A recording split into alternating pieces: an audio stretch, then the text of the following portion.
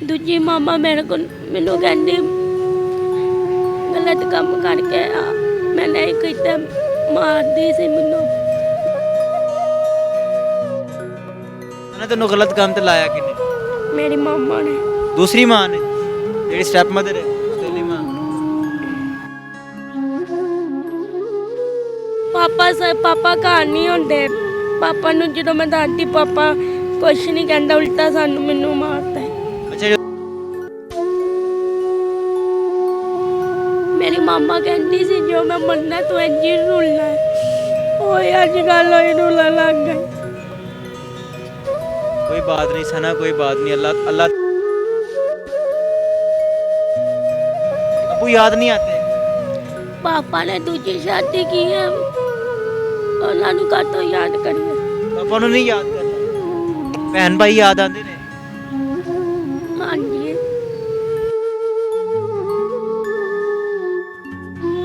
सना अगर नादिन अगर मेरा कैमरा मैन जूम करके दिखाया तो आज सना की आंखों में आंसू हैं, वरना सना वो लड़की है जो कि कैमरे को अपने नज़दीक नहीं आने देती। सना वो लड़की है जो कि किसी भी एंकर को इसके पास आते तो बदतमीजी करती, मैं कहा तो कैमरा तोड़ती है, थप्पड़ मारती है।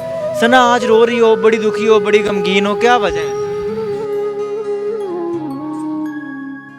अस्सलाम वालेकुम नाज़रीन, आपका मेज़बान मुजाहिद नयाब आपकी खिदमत में हाजिर है और आप देख रहे हैं मैंने पॉइंट। इस वक्त मेरे साथ जिस लड़की को आप बैठे देख रहे हैं, आपने इस लड़की को पहले भी बहुत सारी वीडियोस बहुत सारे चैनल पर देखा होगा, लेकिन आज की इस वीडियो में इस लड़की की असली जो हकीकत कहानी है वो आपके सामने शेयर करने जा रहा हूँ। इस लड़की की जब पहली वालदा फौत होती है तो इसके वालिद दूसरी शादी करते हैं, यानी कि इसकी स्टेप मदर आती है। दूसरी वालदा आके इस जवान लड़की से, अब के इसकी उम्र तकरीबन 16-17 साल है, इससे जिस्म फरोशी करवाती है। ये उसी जिस्म फरोशी से डर के घर से भागती है और लाहौर की सड़कों पर दाता दरबार आ जाती है, और यहाँ पे आके इसके साथ जो जुल्म होते हैं वो आज की इस वीडियो में आपको बताएंगे। और यकीन जानिए कि इस लड़की के पेट से बच्चे पैदा करवा के भी बेचे गए हैं। बात करके जानेंगे कि दूसरी वालदा किस तरह जलील करती रही, बहन भाई किधर है, माँ बाप किधर है, बाप किधर है। वालदा तो चलो फौत होगी, घर की भी याद आती होगी, और ज़िंदगी इस टाइम कैसी गुजर रही है।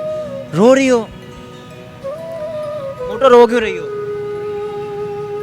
बस क्यों रो रही हो?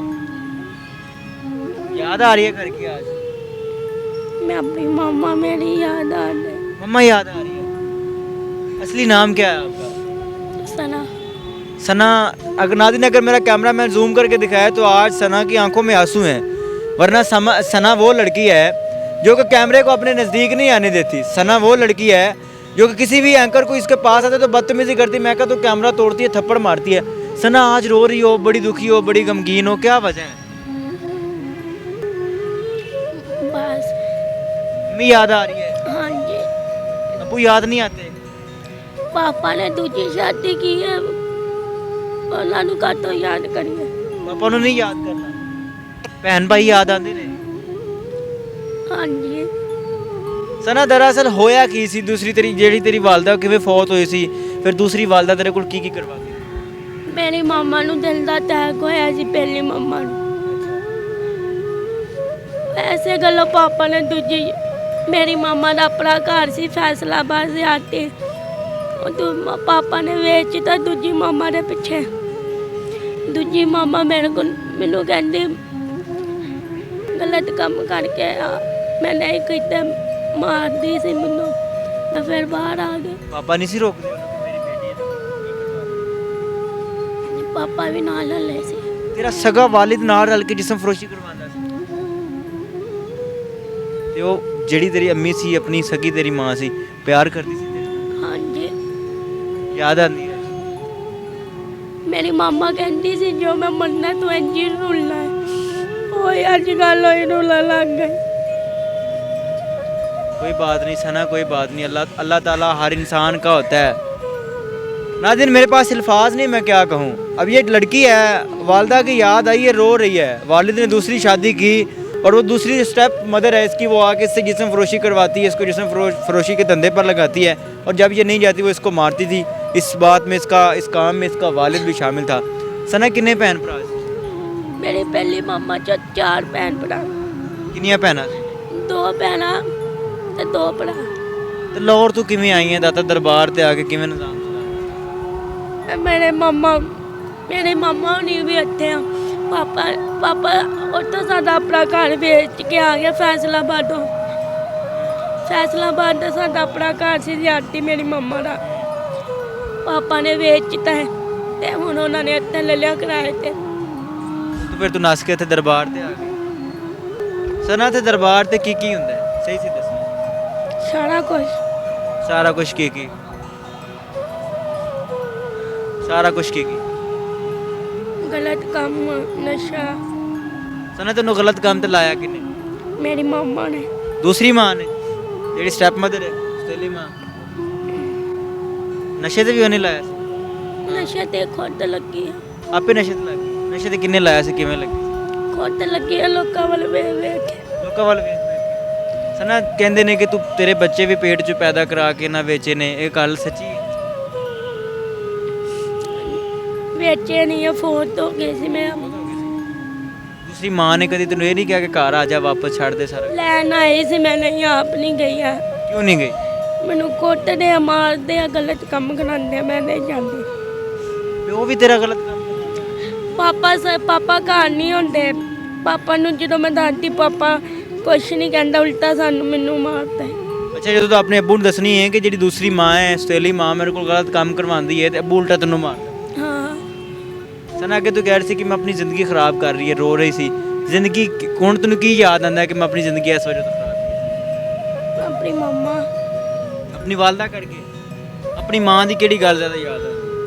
ਬਸ ਜਿਹੜਾ ਨੇ ਮੰਮਾ ਨੇ ਆ ਜਿਹੜਾ ਕਿਹਾ ਸੀ ਤੂੰ ਮੇਰੇ ਬਾਅਦ ਜਬ ਰੁਲਣਾ ਹੈ, ਉਹ ਅੱਜ ਕੱਲ੍ਹ ਹੀ ਰੁਲਣ ਲੱਗ ਗਿਆ। ਤੂੰ ਆਪਣੀ ਮਾਂ ਨੂੰ ਤੰਗ ਕਰਦੀ ਸੀ, ਫਿਰ ਕਿਉਂ ਵਾਲਦਾ ਨੇ ਨਹੀਂ ਕਿਹਾ? ਮੇਰੀ ਮੰਮਾ ਦਾ ਇੱਕ ਸਾਥ ਸੀ, ਜੋ ਮੇਰੀ ਮੰਮਾ ਫੋਟ ਹੋਈ ਹੈ। ਇੱਕ ਕੀ ਸੀ? ਸਾਹ ਸੀ ਇੱਕ। ਅੱਛਾ, ਆਖਰੀ ਸਾਹ ਸੀ। ਮੇਰੀ ਦੂਜੀ ਮੰਮਾ ਮੈਨੂੰ ਸਪਾਰਾ ਵੀ ਪੜਨ ਭੇਜਦੀ ਸੀ। ਅੱਛਾ, ਸਪਾਰਾ ਵੀ ਪੜਨ। ਸਨਾ ਉਮਰ ਤੇਰੀ ਕਿੰਨੀ ਹੈ ਸਹੀ ਅਸਲੀ ਵਾਲੀ? ਅਸਲੀ ਮੈਨੂੰ ਨਹੀਂ ਪਤਾ। 16-17 ਸਾਲ ਹੈ। 16-17 ਸਾਲਾਂ ਦੇ ਵਿੱਚ ਤੂੰ ਜ਼ਿੰਦਗੀ ਕਿੰਨੀ ਕੁ ਗੁਜ਼ਾਰ ਲਈ ਹੈ, ਕੀ ਸਿੱਖ ਲਿਆ ਦੁਨੀਆ?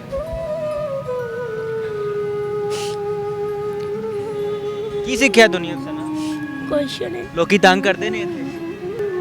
ਲੋਕੀ ਤੰਗ ਕਰਦੇ, ਮਾਰ ਹੀ ਖਾ ਕੇ ਜਾਂਦੇ ਵੇ। ਮਾਰ ਵੀ ਖਾਂਦੇ ਨੇ ਜਿਹੜੇ ਮੁੰਡੇ ਇੱਥੇ ਆ ਕੇ ਛੇੜਦੇ ਨੇ? ਮਾਰ ਖਾਂਦੇ। ਸਨਾ ਨਸ਼ਾ ਕਿਸ ਚੀਜ਼ ਦਾ ਕਰਦੇ? ਜਾਗੋ ਦਾ। ਕਿਸ ਦਾ? ਜਾਗੋ ਦਾ? ਆਇਸ ਦਾ? ਤੇ ਆਇਸ ਕਿੱਥੋਂ ਆਂਦੀ ਹੈ, ਕਿਵੇਂ ਪੂਰੀ ਕਰਦੀ? ਨਸ਼ਈਆਂ ਕੋ ਲੈ ਲਈ ਦੀ। ਖੋ ਕੇ ਕਿ ਮੰਗ ਕੇ? ਨਾ ਮੰਗੀ ਦੀ ਹੈ, ਨਾ ਖੋਈ ਦੀ ਹੈ, ਆਪੀ ਲੈ ਸਨਾ ਲਈ। ਹੁਣ ਤੈਨੂੰ ਜੇ ਘਰ ਤੇਰੇ ਭੇਜ ਦਈਏ, ਚਲੀ ਜਾਏਗੀ ਆਪਣੇ ਘਰ? ਕਿਉਂ? ਨਹੀਂ ਜਾਣਾ। ਅਗਰ ਕਿਸੇ ਹੋਰ ਅੱਛੀ ਜਗ੍ਹਾ ਤੇ ਸ਼ਿਫਟ ਕਰਾ ਦਈਏ ਜਿੱਥੇ ਤੇਰੀ ਅੱਛੀ ਦੇਖਭਾਲ ਹੋਵੇ, ਤੈਨੂੰ ਨਸ਼ੇ ਦੀ ਮੈਡੀਸਨ ਵੀ ਦੇਣ ਤਾਂ ਕਿ ਤੂੰ ਨਸ਼ਾ ਛੱਡ ਦੇਵੇਂ, ਤੈਨੂੰ ਖਾਣਾ ਪੀਣਾ ਵੀ ਅੱਛਾ ਦੇਣ, ਤੇਰੀ ਇੱਜ਼ਤ ਵੀ ਮਹਿਫੂਜ਼ ਹੋਏ, ਉੱਥੇ ਰਹਿ ਲੈਂਗੀ, ਉੱਥੇ ਆਪਣੀ ਜ਼ਿੰਦਗੀ ਗੁਜ਼ਾਰ ਲੇਂਗੀ? ਹਾਂਜੀ। ਪੱਕੀ ਗੱਲ ਹੈ ਕਿ ਇਸ ਤਰ੍ਹਾਂ ਰੋਡਾਂ ਦੇ ਉੱਤੇ ਜਿਸ ਤਰ੍ਹਾਂ ਤੇਰੀ ਜ਼ਿੰਦਗੀ ਬਰਬਾਦ ਹੋ ਗਈ ਤੇ ਨਸ਼ਈ ਛੇੜਦੇ ਨੇ, ਬੁੱਢੀਆਂ ਛੇੜਦੀਆਂ ਨੇ, ਗਲਤ ਕੰਮ ਕਰਵਾਉਂਦੇ ਨੇ, ਨਸ਼ੇ ਤੇ ਲਾ ਦਿੰਦੇ ਨੇ, ਕਿੰਝ ਜ਼ਿੰਦਗੀ ਗੁਜ਼ਾਰਦੇ? ਨਹੀਂ, ਅੱਜ ਨਹੀਂ ਗੁਜ਼ਾਰਨੀ। ਉਹਨਾਂ ਕੁੜੀਆਂ ਨੂੰ ਕੀ ਕਹੇਂਗੀ ਜਿਹੜੀਆਂ ਘਰੋਂ ਨਿਕਲ ਕੇ ਆਉਂਦੀਆਂ ਨੇ, ਨੱਸ ਕੇ ਦਰਬਾਰਾਂ ਤੇ ਆਉਂਦੀਆਂ ਨੇ? ਉਹਨਾਂ ਨੂੰ ਕੀ ਕਹੇਂਗੀ, ਨੱਸ ਕੇ ਆਣ ਕਿ ਨਾ? नहीं। अपने माँ प्यो की खिदमत करें। हाँ जी। नाज़रीन, ये कहानी है सना की। दूसरी वालदा इसको धंधे पे लगाती है, जिस्म फरोशी के गलत काम पर लगाती है, और इस चीज़ में इसका जो सगा वालिद है, जो इसका बाप है, वो उसको सपोर्ट करता है। और इसी बात से तंग आकर, इसी बात से डर के सना घर से भागती है और दादा दरबार पर आ जाती है। और दादा दरबार का माहौल बंदे बंदे को, बच्चे बच्चे को पता है कि कैसा है। यहाँ पर आने वाले यार लड़की, यहाँ पर आने वाला लड़का मिनटों सेकंडों में ख़राब हो जाता है और उसको नशे पर लगा दिया जाता है, ज़िंदगी बर्बाद हो जाती है। आज सना रो रही है, अपनी माँ याद आ रही है, अपने बहन भाई, अपना घर याद आ रहा है। सना ये भी कह रही थी मैंने ज़िंदगी बर्बाद कर दी यहाँ पर आके। ये तो एक सना जो आज मीडिया पर आई है, ये तो एक सना जिसने अपनी कहानी मीडिया के सामने रखी है। ना जाने कितनी सना के साथ, कितनी ऐसी लड़कियों के साथ गलत काम होता है, वो घर के अंदर दबी रहती हैं, दरबारों पे आकर अपनी ज़िंदगियाँ बर्बाद कर लेती हैं, लड़कों के साथ भाग जाती हैं, और उनके साथ फिर पता नहीं उनके जिस्म का क्या क्या नाजायज़ फ़ायदा उठा लिया जाता है। मेरी आपसे गुजारिश है कि इस वीडियो का मकसद ये नहीं कि इस लड़की को बदनाम करना, वायरल करना।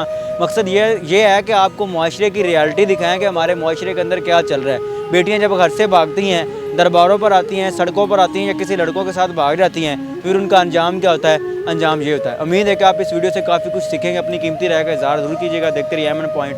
अल्लाह निगहबान।